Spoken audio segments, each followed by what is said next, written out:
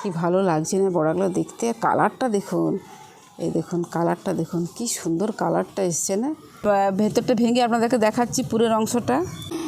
এই যে দেখুন পুরো পকেট, বড়াতে এরকম দেখেছেন পুরো পকেট। এদিকটা পুরটা চলে গেছে বলে এই দিকটা ফাঁকা হয়ে গেছে। দেখুন ভিতরটা দেখেছেন, দুটো সাইড দেখুন। এই দেখুন কতটা জালিদার হয়েছে, দেখুন কতটা নরম হয়েছে চকলিগুলো। এই দেখুন, এই দেখুন। নমস্কার বন্ধুরা, জঙ্গলমহল ভিলেজ ফুডে আপনাদের সকলকে স্বাগত। বড়দের প্রণাম এবং ছোটদের ভালোবাসা জানাই। আশা করি সবাই ভালো আছেন। তো এখন তো তালের ভরপুর তালের মরশুম চলছে। তো আজকে আমি এরকমই তালের দুটো রেসিপি আপনাদের সঙ্গে শেয়ার করব। দেখুন তালের বড়া আপনারা কম বেশি প্রত্যেকেই জানেন। তা আমি আজকে যে তালের বড়া রেসিপি আপনাদের সঙ্গে শেয়ার করব, সেই বড়াটা একদম ভেতর থেকে নরম, বাইরেটা হবে মুচমুচে এবং ভেতরে থাকবে পুর দেয়া। তো আমি সেই পুর দেওয়া বড়া, তালের বড়া রেসিপি আপনাদের সঙ্গে শেয়ার করব। এখানে আমি দুরকম পুর নিয়ে নিয়েছি, আপনারা যেটা আপনাদের সুবিধা মতো পুর ব্যবহার করতে পারেন। তো চলুন প্রথমে শুরু করে দিচ্ছি। এখানে আমি নিয়ে নিয়েছি তালের পাল্প। আপনারা নিশ্চয়ই দেখেই বুঝতে পারছেন, এই তালের পাল্পটাকে গুড় দিয়ে আমি ফুটিয়ে রেখেছি। তালের পাল্পটাকে ফুটিয়ে নিয়ে চলে এসেছি। আর এর থেকে আমি দুটো রেসিপি করব। আর একটা রেসিপি হচ্ছে তালের চকলি। অনেকেই কিন্তু তালের এই চকলি খেতে ভীষণ ভালোবাসেন, তার কারণ তালের চকলিতে কোনো রকম কোনো কিছু তেল, খুব বেশি তেলের ব্যবহার হয় না, অথচ খেতেও খুব সুস্বাদু, কিন্তু অনেকেই করতে পারেন না। আমি আজকে সঠিক পরিমাপ সহ আপনাদেরকে দেখিয়ে দেবো যে কীভাবে তালের চকলিগুলো করতে হয়। তো চলুন প্রথমে তালের বড়ার যে ব্যাটারটা, সে ব্যাটারটা মেখে নিচ্ছি। আমি এখানে মাপ করে করে নেব, তার জন্য দেখুন একটা এরকম বাটি নিয়ে নিয়েছি।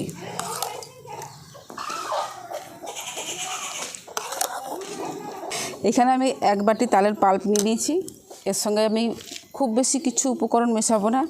এখানে নিয়ে নিয়েছি মৌরিগুলোকে আমি আধ ভাঙা করে নিয়েছি। এখানে আমি এই মৌরি আধ ভাঙাটা দিয়ে দিচ্ছি। এর সাথে দিয়ে দিচ্ছি নারকেল কোড়া। এটার কোনো মাপ নেই, আপনারা আপনাদের পছন্দ মতো দিয়ে দিতে পারেন আর কি, কম বেশি।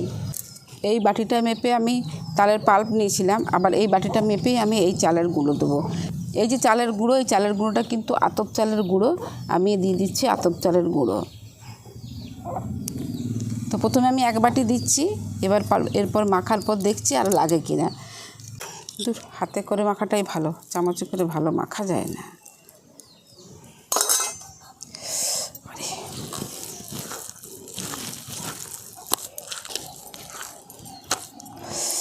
দেখুন এর মধ্যে কিন্তু আরেকটু চালের গুঁড়ো লাগবে। আমি আর একটুখানি চালের গুঁড়ো দিয়ে দিচ্ছি, হাফ বাটির মতো। দেখুন হাফ বাটির থেকে একটু কম দিয়ে দিচ্ছি আর একটু চালের গুঁড়ো।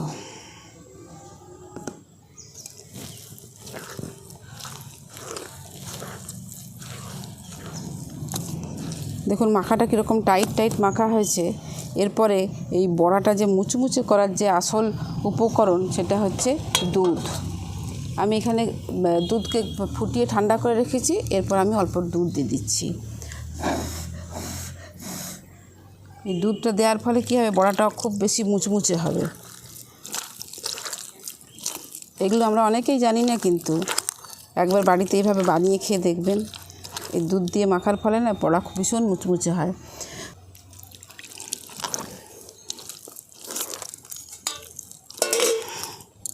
এরপর আমি সমস্ত কিছু খুব ভালো করে মিশিয়ে নেব।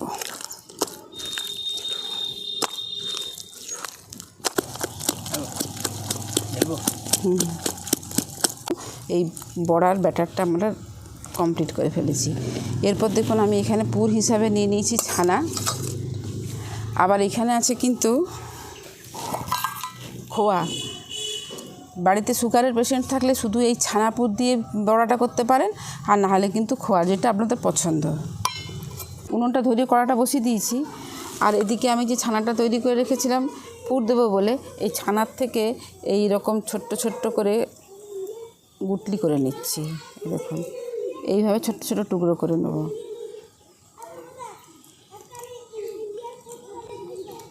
ছানার থেকে তারপরে খোয়াটা যে তৈরি করে রেখেছি, সেই খোয়ার থেকে দেখুন এরকম ছোট ছোট করে আমি গুটলি তৈরি করে নিচ্ছি।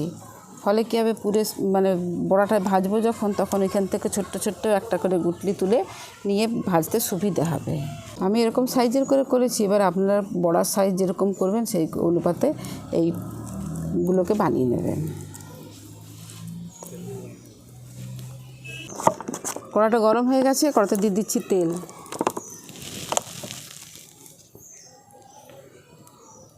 দেখুন এরকম একটা ক্ষীরের গোলা নিয়ে নিয়েছি। এরপর এইভাবে চারদিকটা চাপা দিয়ে আর এরকম করে নিয়ে আমি বড়ার আকারে দিয়ে দিচ্ছি।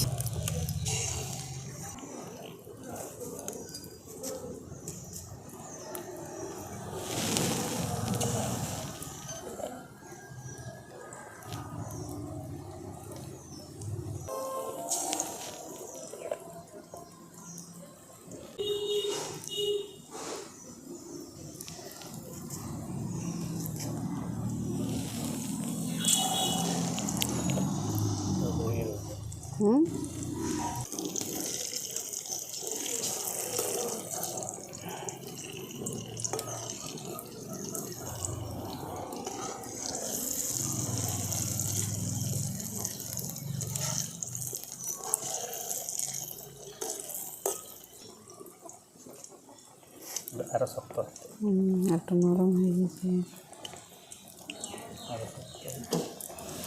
দুবই কথা।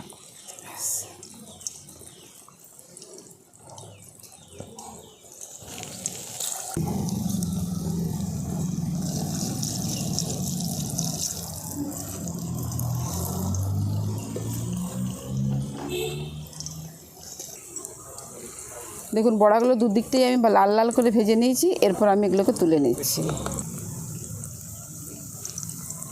এই দেখুন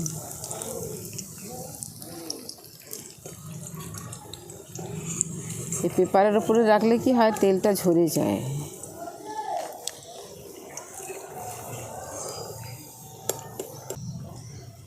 দেখুন আবার কতগুলো বড়া আমি ভেজে নিচ্ছি এভাবে।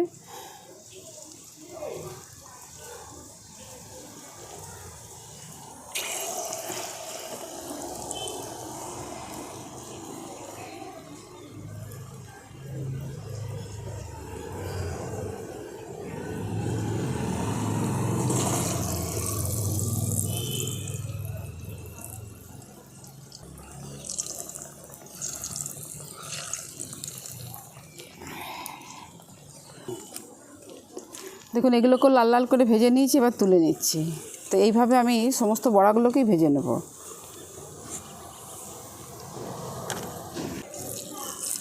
দেখুন তালের কিন্তু অনেক রকমই রেসিপি হয়। তো আমাদের এখানে রেসিপিগুলো তো একটু অন্য ধরনের। তালের পোড়া পিঠার রেসিপি বা তালের যে পুর দেওয়া পিঠের রেসিপি, তালের বড়ার রেসিপি, আমরা যে পদ্ধতিতে করি পদ্ধতিগুলো একটু অন্য রকমের। ফলে কি হয়, আমাদের পিঠেগুলো প্রচণ্ড নরম হয়। পিঠেতে যদি তালের পাল্পের পরিমাণ বেশি থাকে আর চাল গুঁড়োর পরিমাণ কম থাকে, সে পিঠেটা কিন্তু নরম হবে। আর যদি চাল গুঁড়োর পরিমাণ বেশি থাকে তাহলে পিঠেটা শক্ত হয়ে যাবে। তো অনেক রকম পিঠেই হয় আমাদের, তার মধ্যে যতগুলো সম্ভব আমি আপনাদের সঙ্গে শেয়ার করব। এর আগে দুটো রেসিপি আপনাদের সঙ্গে শেয়ার করেছি, আজকে এইটা। আরও কিন্তু অনেক রেসিপি আছে, যদি সম্ভব হয় তাহলে আপনাদের সঙ্গে আমি তালের রেসিপি শেয়ার করব। আর কদিন তো প্রচণ্ড রকম বৃষ্টি, আর যদিও বৃষ্টি থামে তখন এই জায়গাটা শুকনো হয় না, আর জায়গাটা শুকনো হতে হতে আবার বৃষ্টি নেমে যায়। ফলে আর অনেক দিন ভিডিও করাই হয়নি এই বৃষ্টির জন্য। দেখুন পিঠেগুলো, তালের বড়াগুলো দেখুন ফুলে একদম গোল হয়ে গেছে, একদম রসগোল্লার মতো লাগছে দেখতে। কি সুন্দর গোল গোল হয়ে ফুলে গেছে দেখুন। এই দেখুন কি দারুণ লাগছে না দেখতে।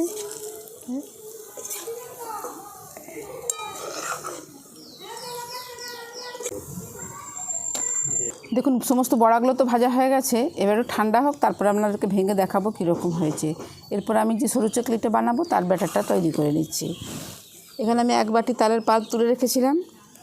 আগেও বলেছি পাল্পটা কিন্তু অবশ্যই গুড় দিয়ে আর সামান্য একটু নুন দিয়ে ফুটিয়ে রেখেছিলাম। এটাতে আমি সরু চকলি বানাবো। সরু চকলিটা খেতে কিন্তু দুর্দান্ত টেস্ট হয় এবং মানে খাওয়াটাও ভালো, তার কারণ তেল তো লাগে না, খুব অল্প সামান্য পরিমাণ তেল দিয়ে বানানো যায়, আর খেতেও কিন্তু ভীষণ ভালো লাগে। তো অনেকে পছন্দ করলেও, আগেই বলেছি, পছন্দ করলেও কী হয়, মানে ঠিকভাবে তৈরি করতে পারে না, তুলতে পারে না। তা আমি আজকে যে পদ্ধতিতে আপনাদেরকে দেখাবো তাতে করে কিন্তু সরু চকলি বানানোটা আর কোনো জটিলতা থাকবে না, খুব সহজে আপনারাও বাড়িতে বানিয়ে নিতে পারবেন। এরপর দেখুন আমি এখানে নিয়ে নিচ্ছি আতপ চালের গুঁড়ো। এর আগেও আমি আতপ চালের বড়াটাও আতপ চালের গুঁড়ো দিয়ে করেছিলাম, কিন্তু ওটা কেনা গুঁড়ো চালের গুঁড়ো ছিল। এইটা কিন্তু কেনা চালের গুঁড়োতে এটা হবে না। এটাকে আপনাদেরকে আতপ চাল কিনে ভিজিয়ে মিক্সিতে বা হোক বা শিলনোড়ায় হোক বেটে নিতে হবে। তা আমি সেইরকমভাবে এটাকে বেটে নিয়েছি। এরপরে এই চালের গুঁড়োটা আমি এর সঙ্গে মিশিয়ে দেবো। দেখুন কতটা দিচ্ছি। তবে পুরোটাই যে এই চালের গুঁড়ো দিতে হবে এমন কোনো কথা নেই। এর সঙ্গে কিন্তু আপনারা ওই মেশিনের গুঁড়োটাও কিছুটা যোগ করতে পারেন। তো আমি দেখুন এখানে 1 বাটি নিয়ে নিয়েছি। এবারে মেখে দেখছি, তারপরে আবার দেবো।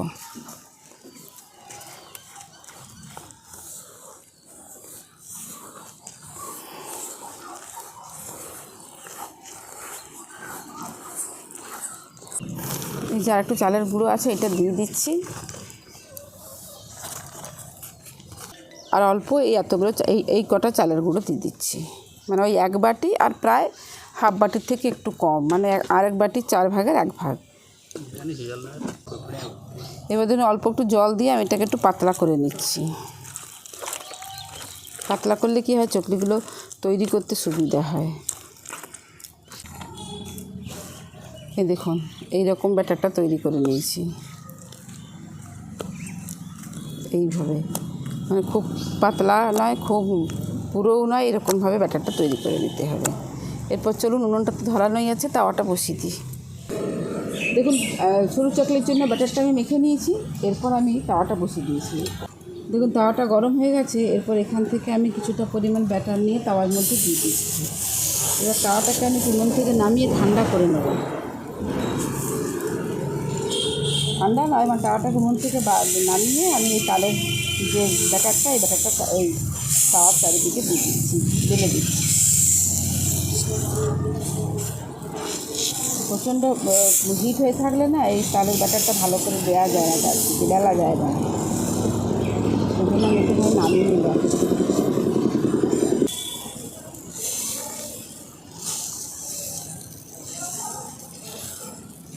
এই দেখুন এরপরে যে বেশি পরিমাণগুলো আছে এগুলো এইভাবে আস্তে আস্তে নিয়ে আমি তুলে দিচ্ছি। এইভাবে এরপর চাপিয়ে দিচ্ছি। এই 4-5 দিয়ে দিচ্ছি অল্প পরিমাণে তেল, খুব একটা বেশি না, অল্প তেল দিলেই হয়ে যাবে। এই দেখুন খুব সুন্দর উঠতে আরম্ভ করেছে। একটু তাওয়াতে লেগে যাবে না। দেখুন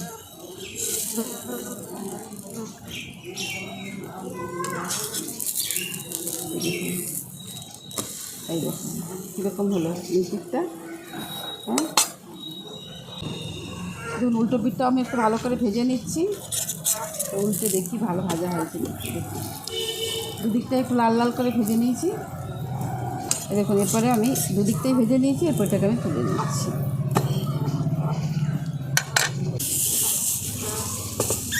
খুব সুন্দর।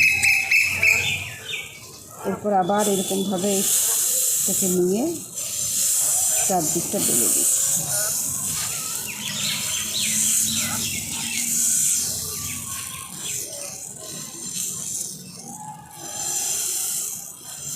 বেলতেই পারা যায় না। এই দেখুন বাড়তিগুলোকে আমি এভাবে দিয়ে দিচ্ছি, রেখে দিচ্ছি। তার ফলে কী হবে, পাতলাও হয় আর ভালো হয়। এখন চারদিকটা বেলা হয়ে গেছে। এরপর আমি আবার তাওয়ার উপর উনুনের উপর চাপিয়ে দিচ্ছি। দেখুন 4-5 দিয়ে দিচ্ছি অল্প একটু তেল।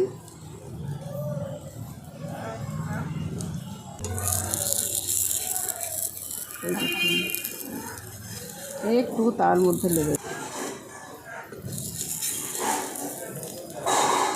এই দেখুন দেখুন এটা কত সুন্দর, উল্টো দিকটা কত সুন্দর হয়েছে। দেখুন দেখুন এটা তো দুদিকটা লাল লাল করে ভেজে নিয়েছি। এরপর এটাও আমি নামিয়ে দিচ্ছি।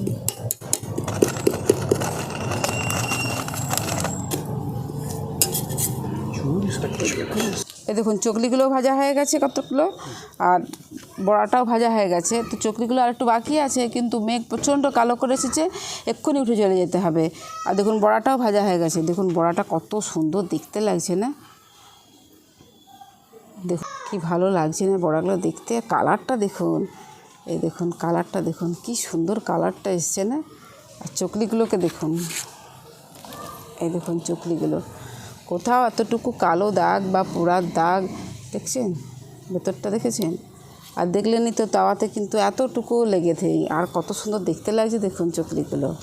বড়াটা যে ভেজে রেখেছিলাম, পুর দিয়েছিলাম, আমি ভেতরটা ভেঙে আপনাদেরকে দেখাচ্ছি পুরের অংশটা। এই যে দেখুন ভেতরটা দেখুন, এই যে দেখুন পুরো পকেট। বড়াতে এরকম দেখেছেন পুরো পকেট, এদিকটা পুরটা চলে গেছে বলে এই দিকটা ফাঁকা হয়ে গেছে দেখুন। হ্যাঁ, আর কতটা সুন্দর হয়েছে, পুরো একদম জালিদার। এটাতে গেল পুর দেয়া। আর একটা আমি এমনিও ভেজেছি, মানে পুর না দিয়ে, আমি সেই তার ভেতরটা আপনাকে দেখাচ্ছি আপনাদেরকে। মানে বিশ্বাস করতে পারবেন না, আমরা যে পদ্ধতিতে বড়া ভেজে খাই এইভাবে যদি না, এই দেখুন জালিদারটা দেখেছেন, দুটো সাইড দেখুন, এই দেখুন কতটা জালিদার হয়েছে দেখুন। এই তো গেল বড়ারটা, কতটা নরম হয়েছে চকলিগুলো, এই দেখুন, এই দেখুন। বড়াটা একটু খেয়ে বলি আপনাদেরকে কীরকম হয়েছে। সুপার হয়েছে খেতে, সুপার। না বানিয়ে খেলে বিশ্বাস করতে পারবেন না, এতটা টেস্টি হয়েছে খেতে। তো আজকের রেসিপি আপনাদের কীরকম লাগলো অবশ্যই আমাকে কমেন্টে জানাবেন। ভালো লাগলে জঙ্গলমহল ভিলেজ ফুড চ্যানেলটিকে লাইক, কমেন্ট, শেয়ার করবেন এবং প্লিজ সাবস্ক্রাইব করে দেবেন। পাশে থাকা বেল আইকনটি প্রেস করবেন সবার আগে নোটিফিকেশান পাওয়ার জন্য। প্রত্যেকেই ভালো থাকবেন, সুস্থ থাকবেন, সাবধানে থাকবেন। আজকের ভিডিওটা আমি এখানেই শেষ করছি। আবার আপনাদের সঙ্গে দেখা হবে পরবর্তী আরেকটি ভিডিওতে।